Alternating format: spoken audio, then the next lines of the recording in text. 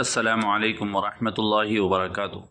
ناظرین کرام، جمعیت علماء ہند صوبہ اتراکھنڈ کی طرف سے تمام ائمہ کرام، علماء کرام اور پردھان اور سیاسی اور سماجی حضرات کے نام ایک خط جاری کیا گیا ہے۔ جمعیت علماء ہند نے اس خط میں کیا تحریر کیا ہے تو چلیے وہ آپ کے سامنے پیش کیا جا رہا ہے۔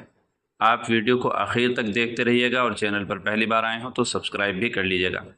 جمعیت علماء ہند نے اپنے لیٹر پیڈ میں لکھا ہے: بسم اللہ الرحمن الرحیم، بخدمت علماء کرام، ائمہ مساجد اور پردھان حضرات و دیگر سیاسی و سماجی ذمہ دار حضرات، السلام علیکم ورحمۃ اللہ وبرکاتہ۔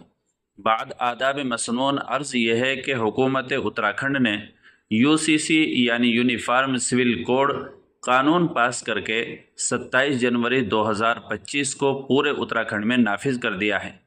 جمعیت علماء ہند حضرت مولانا سید ارشد مدنی دامت برکاتہم کی ہدایت پر اور مسلم پرسنل لا بورڈ نے اس قانون کو اتراکھنڈ ہائی کورٹ میں چیلنج کیا ہے، کیونکہ یہ قانون دستور میں دیے گئے حقوق اور قرآن و حدیث کے خلاف ہونے کی وجہ سے قابل قبول نہیں ہے۔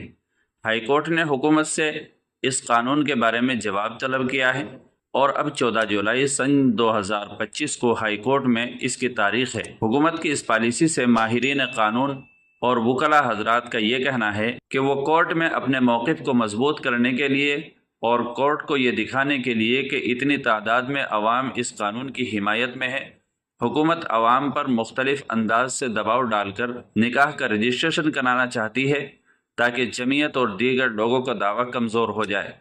اس لیے عوام کے ذمہ داران سے گزارش ہے کہ نکاح کے رجسٹریشن کرانے میں جب تک معاملہ عدالت میں ہے، حکومت کے دباؤ والے ہتھ کنڈوں یعنی راشن روک لیا جائے گا یا تنخواہ روک لی جائے گی وغیرہ میں نہ آئے اور جلد بازی سے کام نہ لے۔ ذمہ داران عوام کا حوصلہ بڑھائے اور ان کو بیدار رکھے۔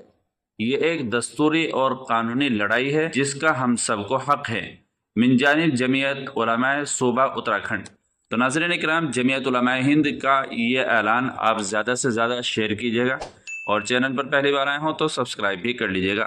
السلام علیکم ورحمۃ اللہ وبرکاتہ۔